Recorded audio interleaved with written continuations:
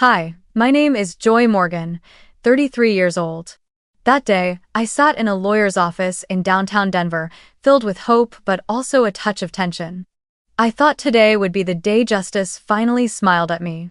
After years of carrying family responsibilities, paying hospital bills, and sending thousands of dollars to help my parents, I believed I would at least be granted a share of the estate.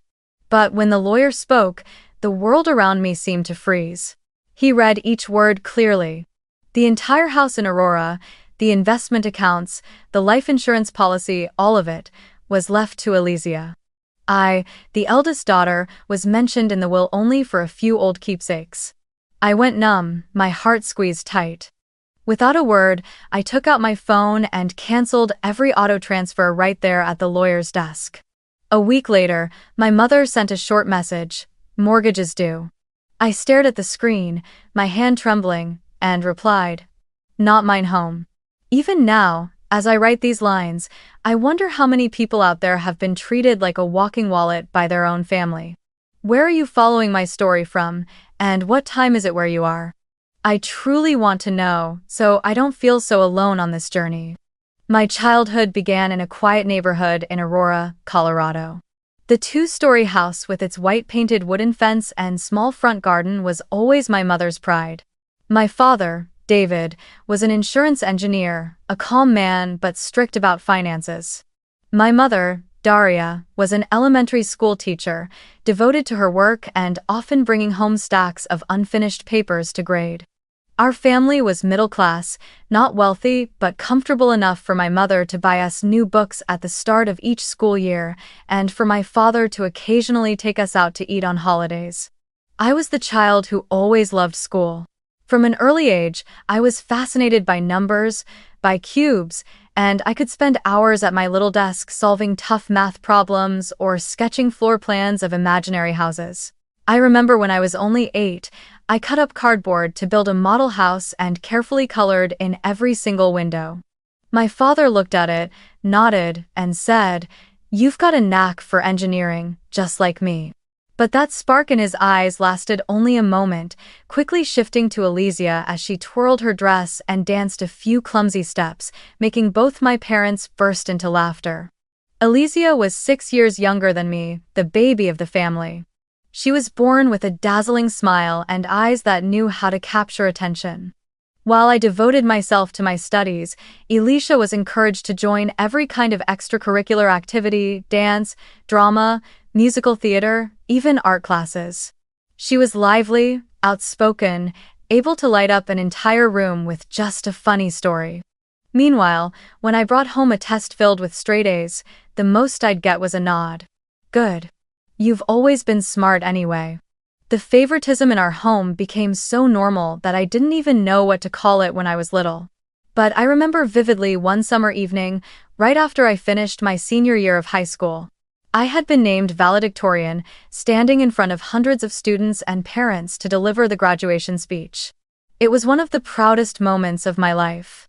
Yet when the ceremony ended, my family simply took me to a small Italian restaurant, ordered a few plates of plain pasta, and went home. I didn't dare say anything, I just told myself not to expect too much. 3 years later, Elysia won first place in a statewide dance competition. Immediately, my parents threw a grand backyard party, set up a tent, hired a live band, and invited nearly the whole neighborhood to celebrate. I had just graduated from college that same season, but the event turned into a tribute to Elysia. All eyes were on her, twirling in a shimmering dress under the lights, while I sat forgotten at a plastic table, forcing a smile at a few neighbors. That feeling of imbalance was like a small blade, sinking deeper with each passing year. I still remember one afternoon when I was about 16. I had just won an award at the state's Young Science Design competition, bringing home a certificate and a check for $1,000. Excited, I rushed to show my father, thinking this time he would be genuinely proud. But instead of hugging me, he only gave a faint smile and said, "Joy, you're already strong enough. Elysia is the one who needs support." That sentence dropped into me like a stone. From that day forward, I understood that in my parents' eyes, My achievements were never a surprise, never something that needed praise or investment. It was Alicia, the ever-fragile little sister, who would always be the center of their attention. That favoritism showed up even in the smallest things.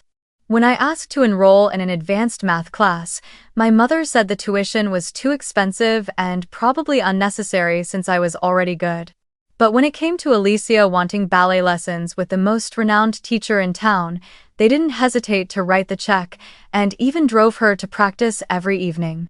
I got used to buying my own reference books from secondhand stores, while Alicia always had new dresses for birthday parties. Looking back, I don't believe my parents hated me. I truly think they loved both of us, but their love was distributed unevenly. With me, they loved through faith, trusting that I would always take care of myself. With Alicia, they loved through action, shielding her, providing for her, protecting her from every stumble. But that very difference planted in me a hollow feeling, as if I had to carry life entirely on my own without being able to rely on anyone. I gradually became the introverted child, always buried in books, while Alicia was the center of every family gathering. Whenever relatives came over, she was called out to dance or sing, while I was only mentioned if someone asked, "So how's Joy doing in school?" I would force a smile, hold up my straight-A report card, and receive nothing more than a vague pat on the shoulder. Night after night, I studied quietly under the glow of my desk lamp, listening to the laughter of my parents and Alicia drifting in from the living room. I knew I wasn't a bad child, but I also understood that in that house, there was an invisible gap I could never fill. And my father's words, "You're already strong enough, Alicia is the one who needs help," became a constant reminder. I wasn't allowed to be weak, wasn't allowed to need anyone, because all the protection in our home had been reserved for my sister. By the time I turned 18, I left Aurora to study architecture and construction at the University of Colorado in Boulder. It was the beginning of a new chapter, one that felt both thrilling and daunting. I knew my parents couldn't cover all the expenses, and honestly, I didn't expect them to. I had grown used to handling things on my own, used to those words, "You're strong enough." So I nodded and accepted a partial scholarship, added student loans, and filled the rest with part-time jobs that I would have to manage myself. In those first days living in the dorms, I attended every class while juggling shifts as a barista at a cafe near campus, where the morning shift started at 5 a.m. In the evenings, I tutored high school students in math around the area. Some nights, I would finish work close to midnight, only to sit back down at my drafting table to complete unfinished designs. My body was exhausted, but in my heart burned a fire. I would build a future that no one could ever deny. While I scraped together every dollar to buy used textbooks on Amazon, Alicia, when it was her turn for college, was sent to a prestigious private university in California. I still remember the day the whole family took her to Los Angeles International Airport. My parents hugged her with tears in their eyes and even paid extra for overweight luggage, while I had once driven my own little moving truck to my dorm with no one there to see me off. Her tuition, dorm fees, and living expenses were all covered by our parents. They simply said, "This is an opportunity for Alicia to develop her artistic talent. You already have scholarships, you can take care of yourself." Many nights behind the cafe counter, I would scroll through Instagram. Alicia's images filled my feed: Malibu beaches, neon-lit parties, luxurious getaways with her friends. She beamed, cocktail in hand, captioning photos with words brimming with freedom. Meanwhile, I smelled of coffee grounds, my fingers cracked from washing mugs, with a long list of assignments waiting for me. The contrast grew sharper with each passing year. I was laying bricks for my future with sweat and perseverance, while Alicia seemed to glide effortlessly along a path strewn with roses. But those roses didn't appear on their own. My parents had trimmed them out of my labor, out of funds that could have eased the burden for both of us, and funneled everything into her. I began to realize that love in our house had never been divided equally, and that truth grew inside me like a widening shadow. I remember one winter break when I went home. I brought back a design drawing that my professor had praised highly, hoping my parents would feel proud. But when I spread it out on the dining table, my mother only glanced at it before turning to discuss Alicia's summer plans in Italy. "You'll be attending an international fashion workshop. We've already paid for it." I sat there, biting my lip to swallow the feeling of being left out, then quietly folded the drawing back up. During all that time, I held on to my pride. I didn't want to seem jealous, and I didn't want to argue. I kept telling myself that my success would speak for itself one day. But the truth was, in that house, unfairness had become a habit, and the love shown to me always came with a condition. "You can take care of yourself." Those words were a sweet-sounding dismissal, as if my strength meant I didn't deserve care. Gradually, I stopped expecting praise or recognition. I built a shell with smiles and the same old lines, "I'm fine." But inside, I knew family love is not something that can be rationed or sold, yet in the Morgan house it was handed out selectively, and I was always the one standing outside. Those college years became a turning point. I realized I couldn't keep living, hoping to be treated fairly. If I wanted a life with value, I had to create it myself from nothing, no matter how much of my parents' love and money had been poured onto Alicia's shoulders. From then on, I understood that every step forward for me was not only about education or career, it was a quiet battle against the favoritism that had seeped into every corner of my family. After graduation, I began working for a major architecture firm in Denver. In those early days, I was swept into a whirlwind of projects, deadlines, and thick stacks of design drafts. I learned from those ahead of me, worked overtime without being asked, and gradually became one of the firm's most highly regarded employees. But deep down, I knew I didn't want to remain just another small name on a company roster. I wanted to build something of my own, a firm that carried my personal mark, where I could merge my passion for architecture with my dream of sustainable development. So, after 3 years of saving, I gathered every dollar I had, added a bank loan, and launched Ecovision Design, a small firm specializing in green, energy-efficient projects. At the time, everyone said I was reckless. A young woman, with no family backing, daring to start a company in a city as competitive as Denver? But I had nothing to lose. I threw myself into the work, logging 80-hour weeks, eating instant noodles, and sleeping on a couch in my rented office. I was the director, the accountant, and the errand runner all at once. There were nights when I collapsed asleep at my drafting table, the harsh neon light pouring down on dark circles under my eyes. And yet, I felt alive because every drop of sweat was proof of a future I was building with my own hands. While I was struggling to build my career, Alicia continued finding herself through a string of failed jobs. Sometimes she worked as a PR assistant, other times she tried online sales, but none of those jobs lasted more than a few months. She would often call our mother in tears, complaining that the environment wasn't right, that people didn't understand her talent. And as always, my parents comforted her, blamed the circumstances, and never once held her accountable. Then one day, Alicia announced that she wanted to open a fashion boutique in downtown Denver. My parents immediately funded her without a second thought about the risks. I began to hear from a friend who lived near Aurora that Alicia's boutique was lavishly decorated. She had rented a prime location downtown, displayed expensive dresses, and even hired a professional photographer to shoot her collection.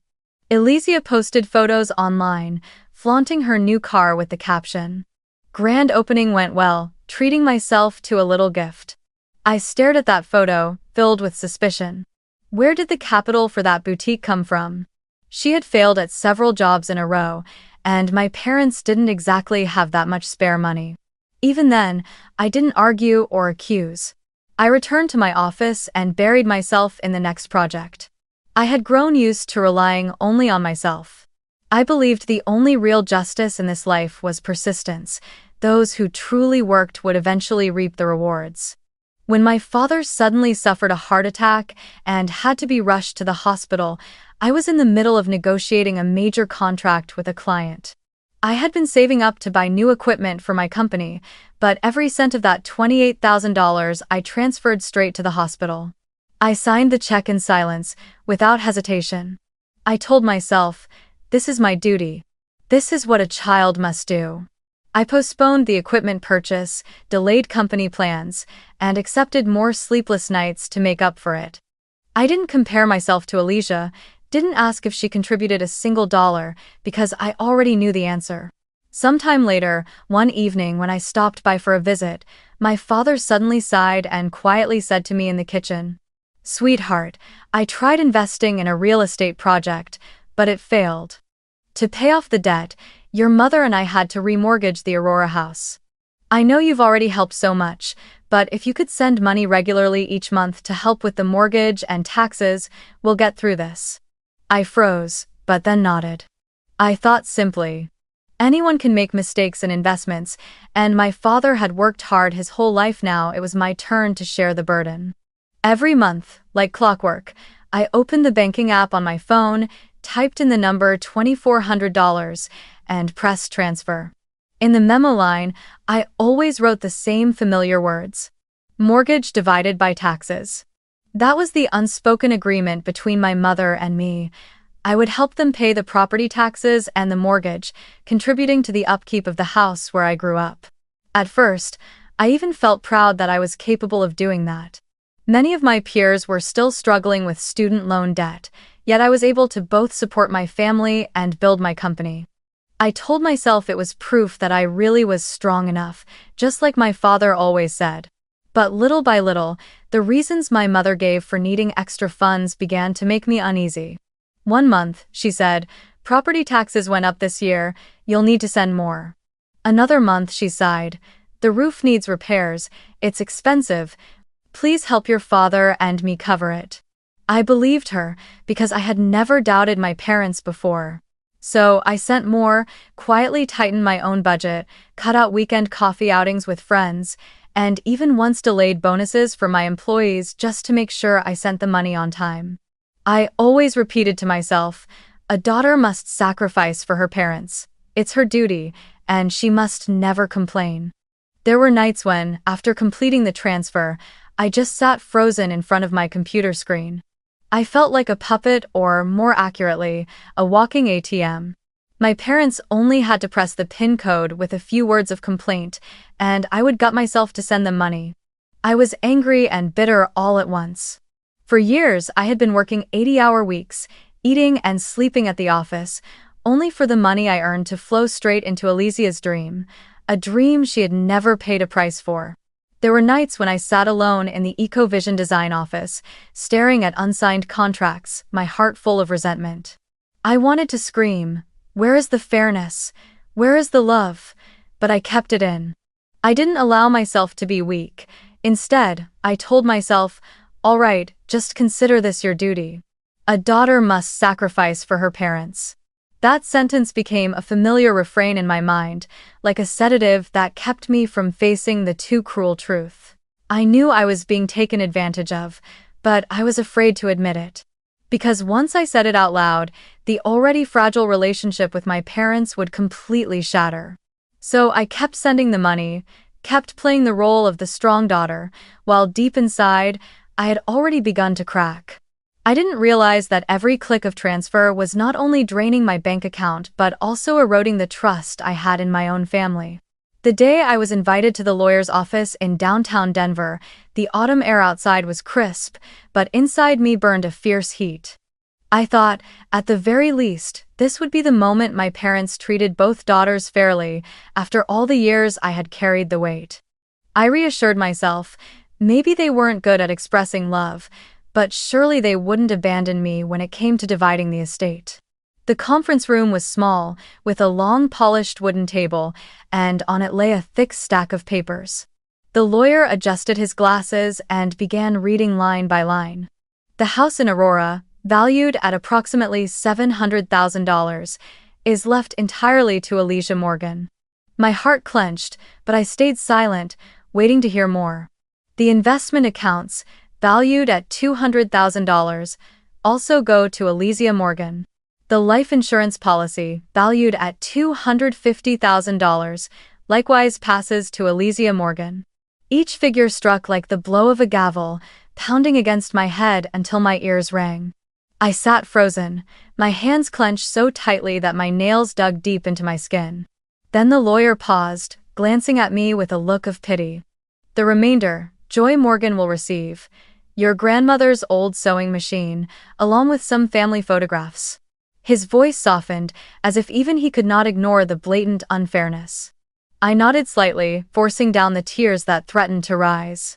For a fleeting moment, I felt like a background character in my own family story, handed a few lifeless keepsakes as my so-called share. I turned to look at my father. He sat upright, his face calm, as though everything had been decided long ago. My throat tightened as I asked, "And what about me?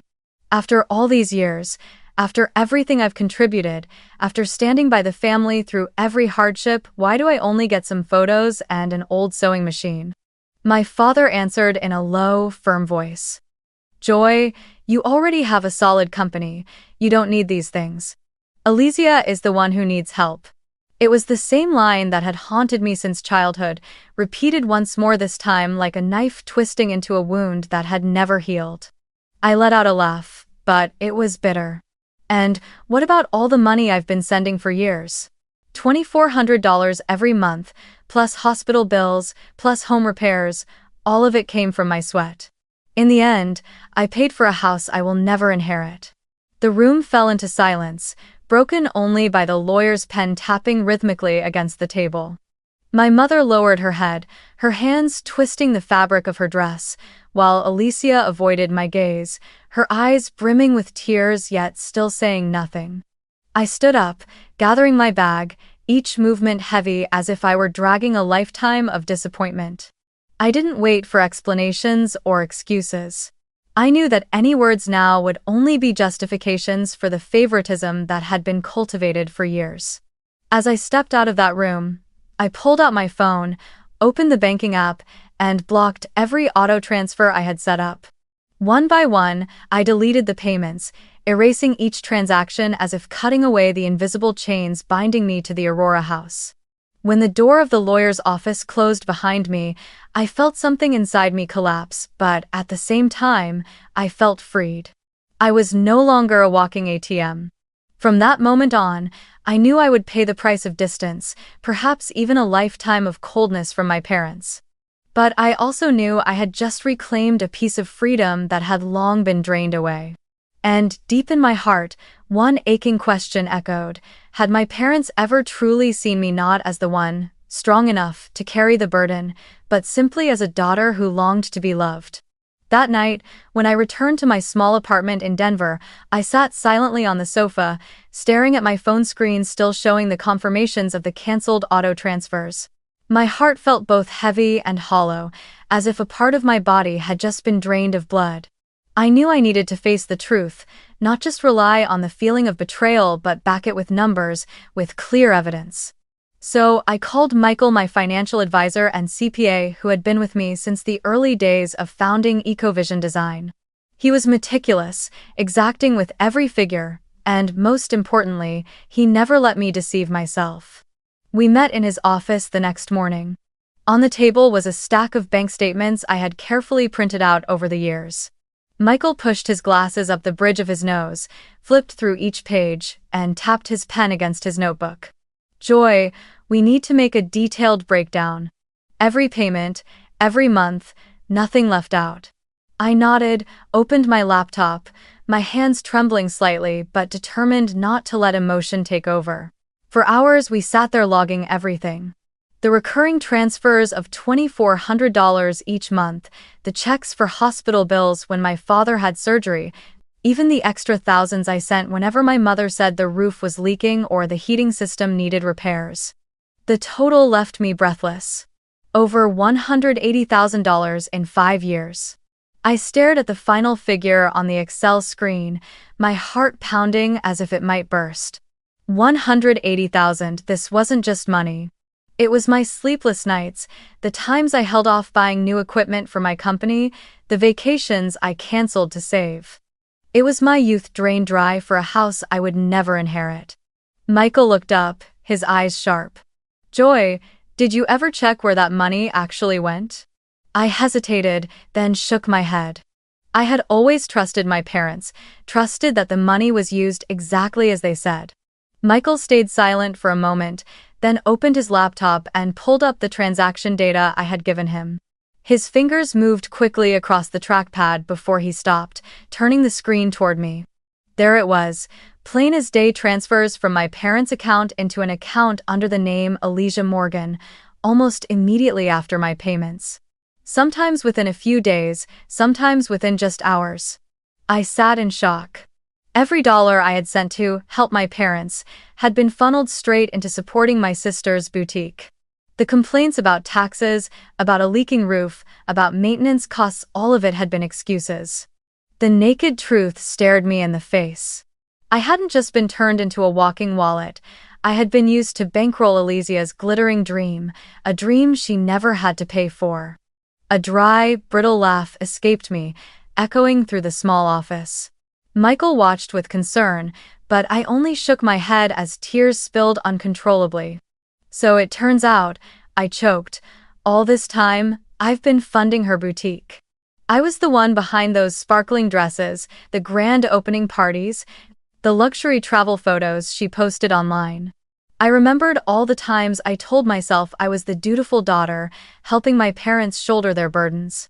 But in reality, I had only been the invisible sponsor for my sister, the one who already had every ounce of their favoritism. Michael placed a hand on my shoulder, his voice steady. "Joy, this isn't your fault. You acted out of trust and responsibility. The fault lies with those who took advantage of that love." I nodded, though my heart was in turmoil. It took me a long time before I could draw a deep breath and force myself to look at the spreadsheet again. Each number was no longer just a dry symbol, but a testimony to the truth. The love in my family had long been reduced to a one-sided transaction, with me as the only one paying the price. Leaving Michael's office that day, I felt both pain and relief. Pain, because I had to face such a harsh truth. Relief, because at last I knew exactly where I stood in this game of favoritism. And for the first time in years, I whispered to myself, "Enough. From now on, not another dollar." Alright. 1 week after canceling the auto transfers, my phone buzzed with a short message from my mother. The screen lit up in the middle of a busy morning at the Ecovision design office. "Mortgage is due." I stared at the words for a long time, as if they were nothing more than a harmless joke. But then I realized no, she truly expected me to keep playing the same old role, the walking ATM. I set the phone down on my desk, took a long breath, and typed my reply. "Not mine home." For the first time in my life, I offered no excuses, no detours, no apologies. Just 4 short, resolute words. Less than an hour later, my father called. His voice came hard and sharp through the phone. "You're ungrateful, Joy.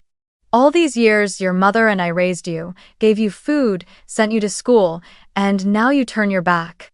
Do you know how much your mother cries? You're breaking her heart." As I listened, a flood of emotions rose in me. The old guilt surfaced again, like a reflex planted in me since childhood, the reflex that I was always at fault whenever I failed to meet their expectations. But this time, I did not collapse. I answered calmly, "I'm not ungrateful. I'm simply done letting myself be used." My father roared, but I pressed the end call button. My hand trembled slightly, but my heart stayed steady. The next day, I discovered my parents had called my company's office, trying to speak with several of my colleagues. They implied that I was mentally unstable, that I was under severe stress, unable to manage my finances. A close coworker pulled me aside to tell me, awkwardly, what they had said. I stayed silent, but inside me a surge of anger flared. My parents, the very people who should have protected their daughter, had chosen to smear me to apply pressure, simply because I had stopped pouring money into their pockets. Meanwhile, Elysia began posting cryptic statuses on social media. "Some people just can't stand seeing others succeed." Or, "Envy is a poison that eats away at the soul."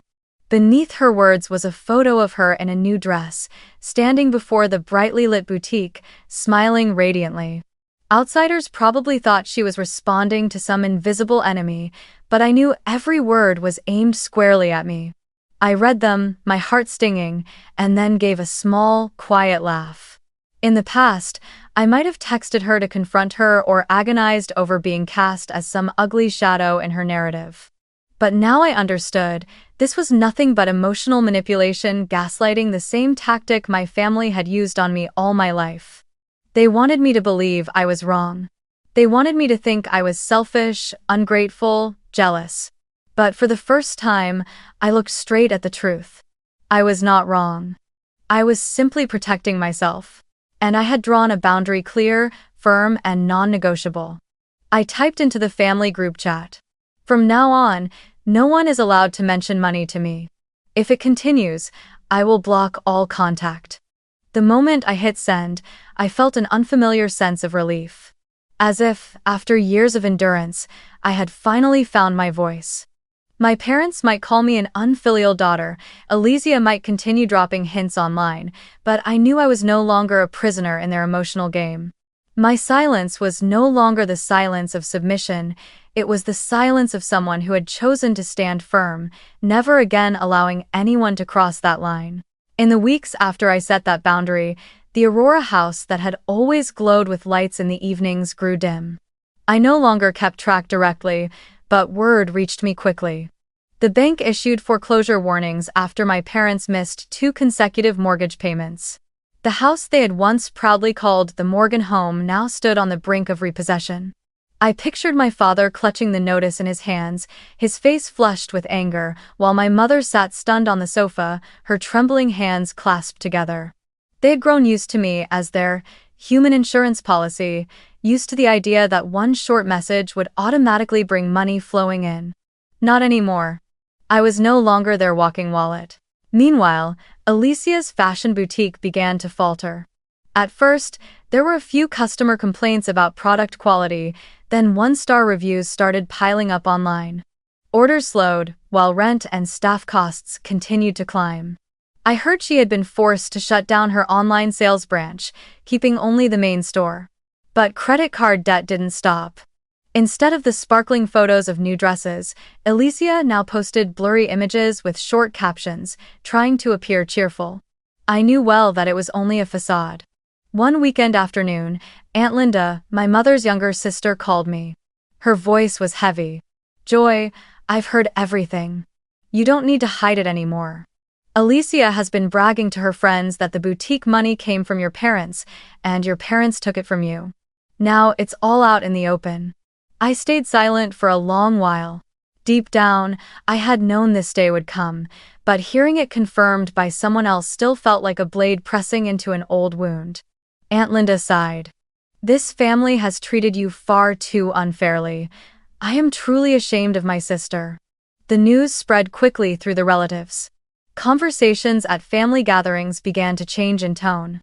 If once I had been that cold, quiet Joy, now people whispered about my sacrifices, about how I had been turned into an unwilling source of funding for my sister.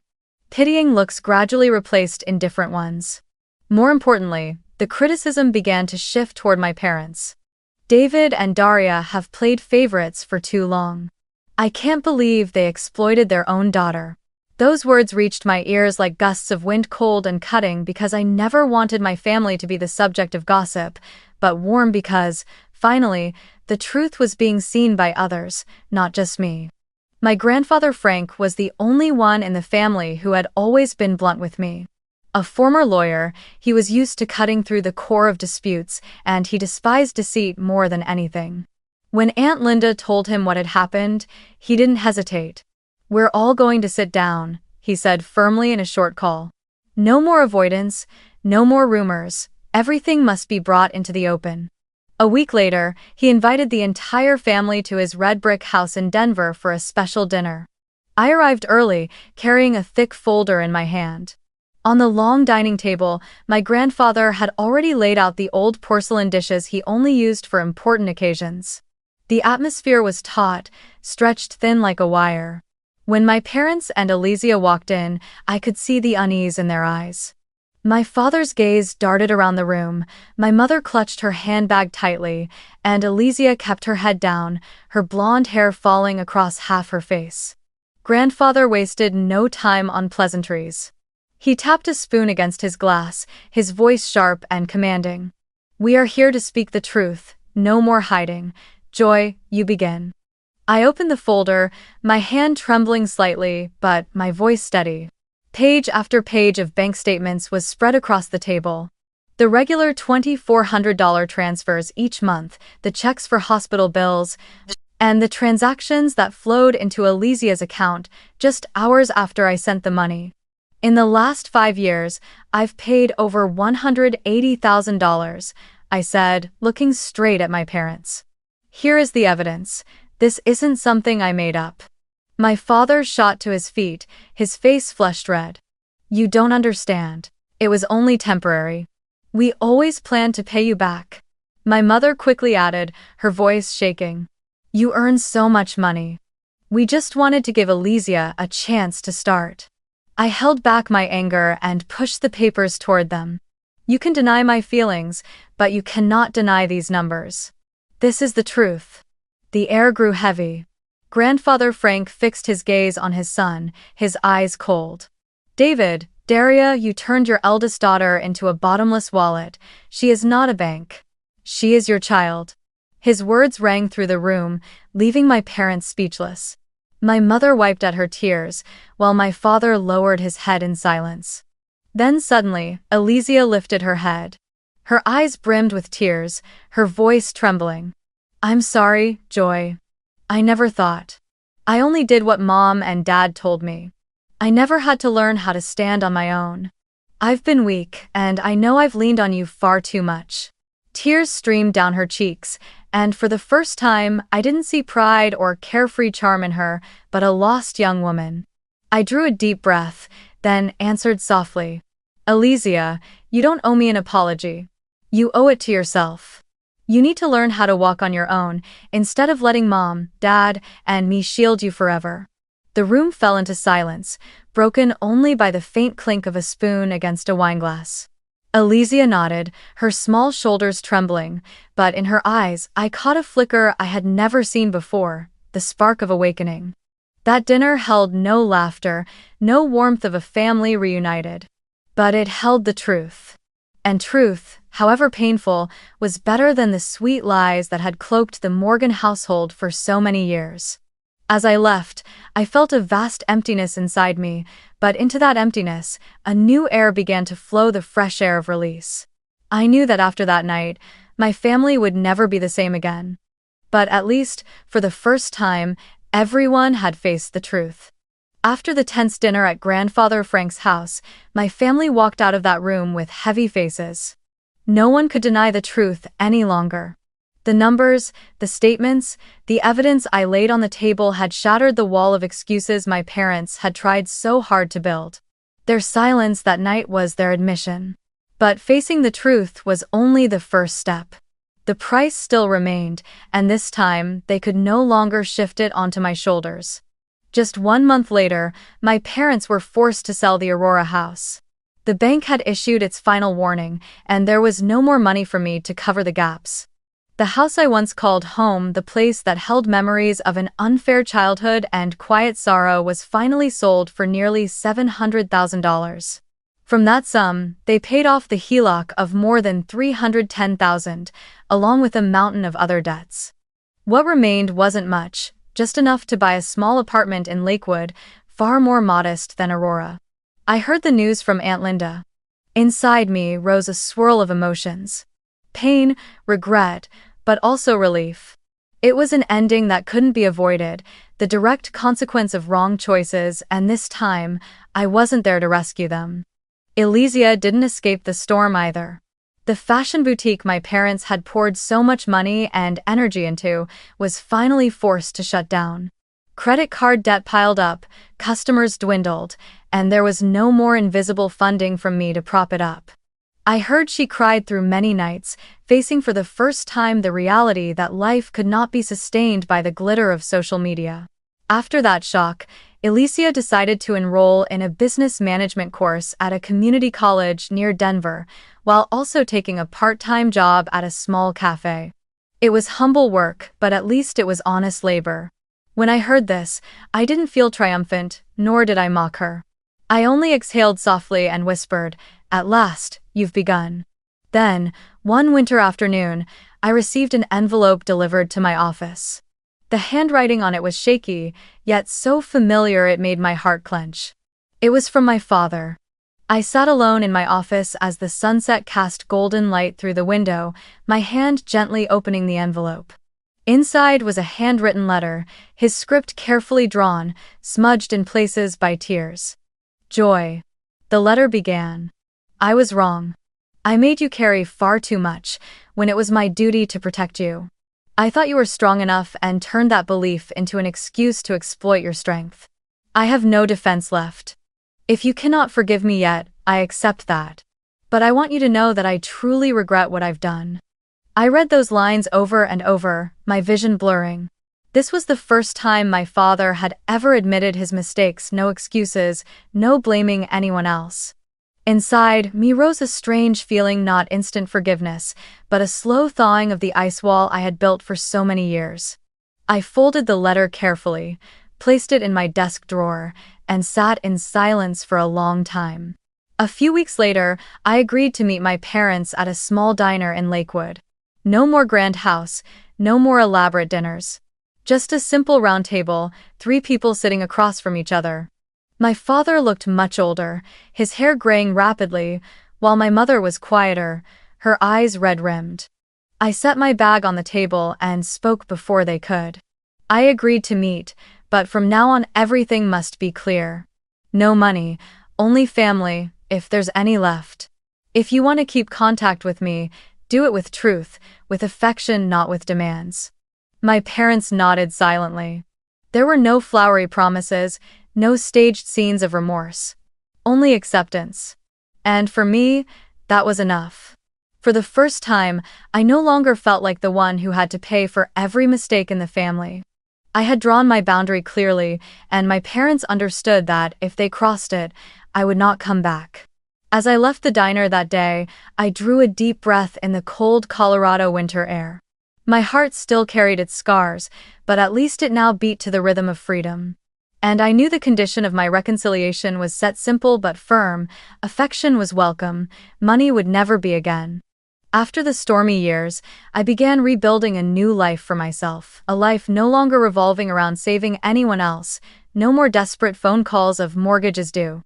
I used a portion of the savings from my company to buy a small house nestled near the base of the Rocky Mountains. It was a light gray wooden home with a sloping roof and a backyard large enough for me to plant a few rows of flowers and some vegetables. In the mornings, I woke early, brewed a cup of coffee, and walked barefoot on the grass, breathing in the fresh air. I realized I had never truly lived for myself until I dared to cut the cords that tied me to the past. Each week, I set aside time for therapy.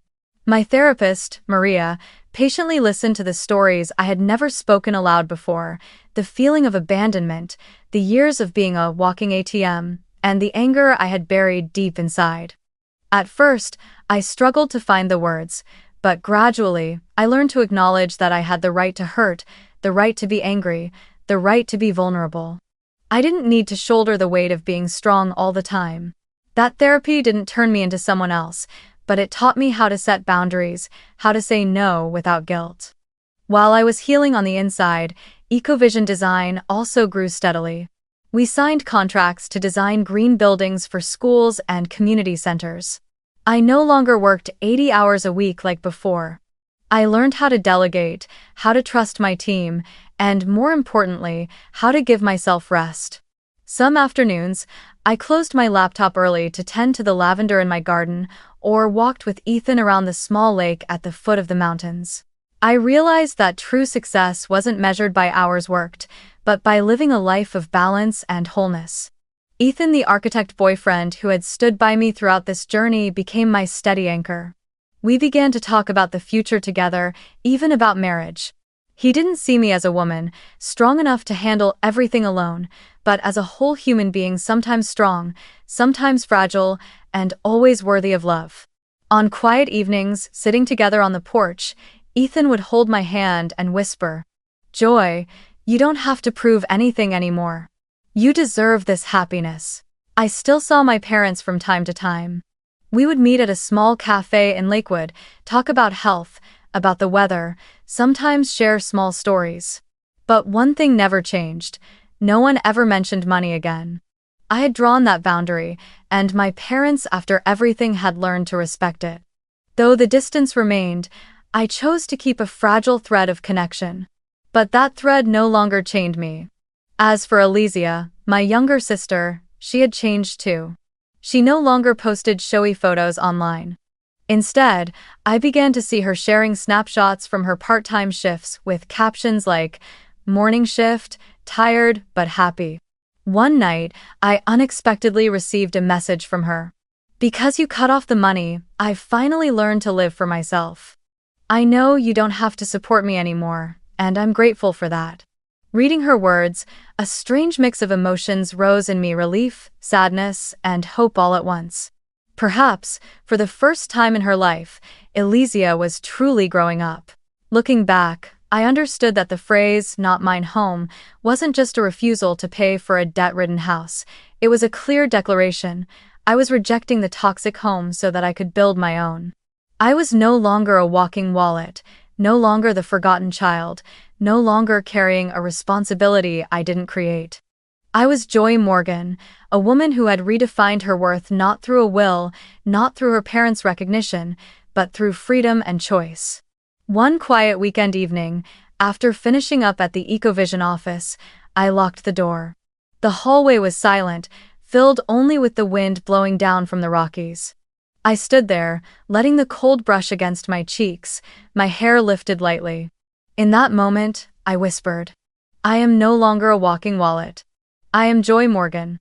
And I have found my true worth."